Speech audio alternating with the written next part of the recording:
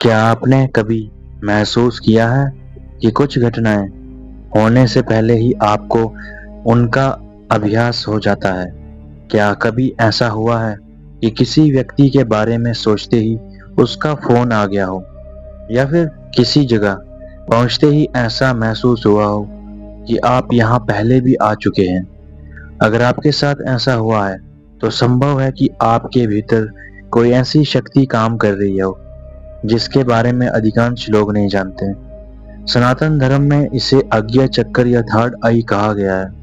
भगवान शिव को त्रिनेत्रधारी कहा जाता है, लेकिन क्या तीसरा नेत्र केवल भगवानों के लिए है, या फिर हर इंसान के भीतर भी एक ऐसा द्वार छिपा है जो खुल जाए तो उसकी पूरी दुनिया बदल सकती है? दोस्तों, थर्ड आई का अर्थ माथे पर कोई वास्तविक आंख उगाना नहीं है। यह चेतना का एक उच्च स्तर है। यह वह अवस्था है जहां इंसान केवल आंखों से नहीं बल्कि अपनी चेतना से देखना शुरू कर देता है। जब थर्ड आई जागने लगती है तब इंसान दुनिया को उसी तरह नहीं देखता जैसे पहले देखता था। उसे हर घटना के पीछे छिपे कारण दिखाई देने लगते हैं। वह केवल शब्द नहीं सुनता बल्कि लोगों की भावनाओं को भी महसूस करने लगता है। प्राचीन ऋषियों का मानना था कि थर्ड आई जागने के बाद इंसान का संबंध सीधे ब्रह्मांडीय चेतना से जुड़ने लगता है। लेकिन इसका मतलब ये नहीं कि अचानक कोई जादुई शक्तियां मिल जाती हैं। असल परिवर्तन भीतर होता है। सोच बदलती है, समझ बदलती है, दृष्टि बदलती है, और जब दृष्टि बदलती है तो पूरी दुनिया बदलती हुई दिखाई देती है। आज की इस वीडियो में हम जानेंगे, अगर किसी व्यक्ति की थर्ड आई जाग जाए तो क्या क्या अनुभव कर सकता है, उसके जीवन में कौन कौन सा परिवर्तन आते हैं, और आखिर ऋषि मुनियों ने थर्ड आई को इतना महत्वपूर्ण क्यों माना। वीडियो को अंत तक जरूर देखिए, क्योंकि अंतिम भाग में हम उस सबसे बड़े परिवर्तन के बारे में बात करेंगे जो थर्ड आई जागरण के बाद होता है और जिसके बारे में बहुत कम लोग जानते हैं। अब आइए शुरुआत करते हैं। सबसे पहला परिवर्तन, अंतर ज्ञान का जागना। कहा जाता है कि थर्ड आई जागने के बाद व्यक्ति की इंट्यूशन बहुत मजबूत हो जाती है। वह हर निर्णय केवल तर्क से नहीं लेता बल्कि उसके भीतर से एक आवाज आती है, एक ऐसा संकेत जो उसे सही दिशा दिखाने लगता है। कई बार वह बिना किसी बाहरी प्रमाण के भी महसूस कर लेता है कि कौन सा रास्ता सही है और कौन सा गलत। यह कोई चमत्कार नहीं है बल्कि मन की गहराई में मौजूद जागरूकता का परिणाम है। जब मन शांत होता है तब वह उन संकेतों को पकड़ पाता है जिन्हें सामान्य अवस्था में हम अनदेखा कर देते हैं। और यही कारण है कि कई संत और योगी बिना किसी विशेष जानकारी के भी लोगों की समस्याओं को समझ लेते थे, क्योंकि उनका मन साधारण सीमाओं से ऊपर उठ चुका था। लेकिन यह तो केवल शुरुआत है। थर्ड आई जागरण के बाद एक और अद्भुत परिवर्तन होता है। व्यक्ति लोगों को नए तरीके से समझने लगता है। अब बात करते हैं थर्ड आई जागने के बाद मिलने वाले अनुभवों के बारे में। हमने जाना कि थर्ड आई जागरण का पहला संकेत अंतर्ज्ञान का मजबूत होना है, लेकिन यह केवल शुरुआत है। जैसे जैसे व्यक्ति की चेतना विकसित होती है, उसके भीतर ऐसे परिवर्तन आने लगते हैं जो सामान्य लोगों को असाधारण लग सकते हैं। लोगों की वास्तविकता को समझने की क्षमता। कहा जाता है कि थर्ड आई जागने के बाद इंसान केवल चेहरे नहीं देखता, वह व्यक्ति की ऊर्जा को महसूस करने लगता है।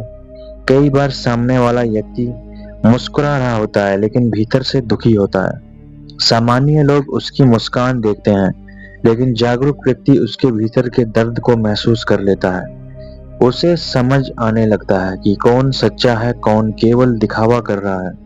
यह कोई जादू नहीं है बल्कि गहरी संवेदनशीलता का परिणाम है। अकेलेपन से डर समाप्त होने लगता है। अधिकांश लोग अकेले रहने से डरते हैं। उन्हें हमेशा किसी न किसी का साथ चाहिए होता है, लेकिन जब चेतना का स्तर बढ़ने लगता है, तब व्यक्ति स्वयं के संगीत का आनंद लेने लगता है। उसे भीड़ की आवश्यकता कम महसूस होती है। वह समझने लगता है कि सच्ची शांति बाहर नहीं, भीतर मौजूद है। यही कारण है कि ऋषि मुनि जंगलों और पर्वतों में वर्षों तक ध्यान कर पाते थे। भौतिक चीजों का आकर्षण भी कम होने लगता है।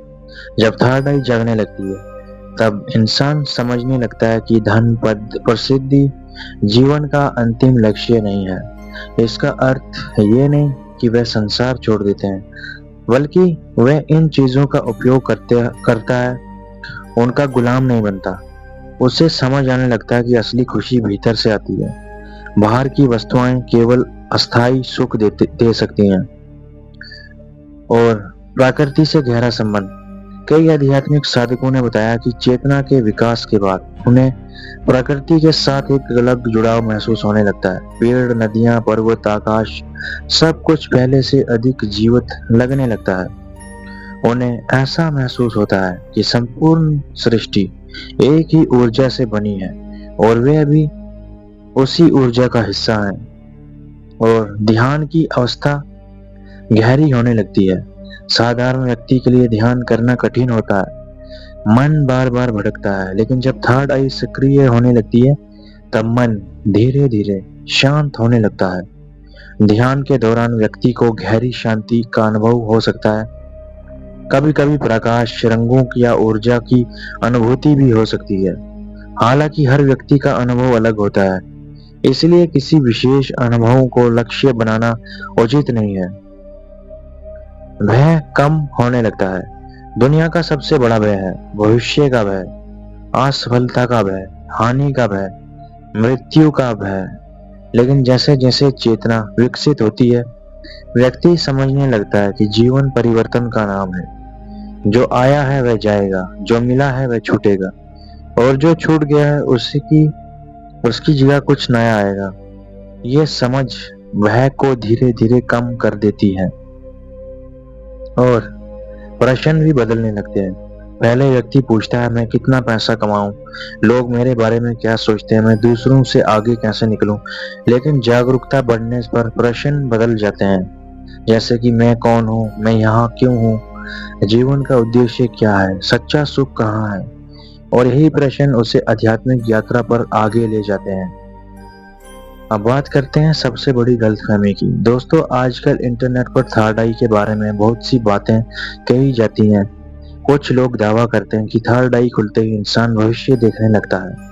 कोई कहता है कि उसे अलौकिक शक्तियां मिल जाती हैं, लेकिन सनातन परंपरा का मूल संदेश कुछ और है। वास्तविक जागरण शक्ति प्राप्त करना नहीं है। वास्तविक जागरण स्वयं को जानना है, अपने भीतर के अज्ञान को समाप्त करना है। और यही कारण है कि ऋषियों ने ज्ञान को सबसे बड़ा शक्ति कहा, क्योंकि जब ज्ञान आता है तब भ्रम समाप्त हो जाता है, और जब भ्रम समाप्त होता है तब जीवन स्पष्ट दिखाई देने लगता है। लेकिन अभी से महत्वपूर्ण रहस्य बाकी है।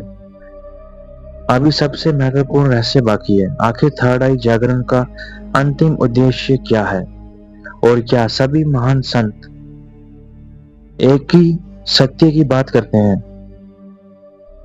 तो इस बारे में मैं आपके साथ एक न्यू पार्ट में आपके साथ शेयर करूंगा। तो अभी के लिए आज की वीडियो में बस इतना ही। मिलता हूं आपके साथ न्यू वीडियो में एक न्यू रहस्यमय टॉपिक के साथ।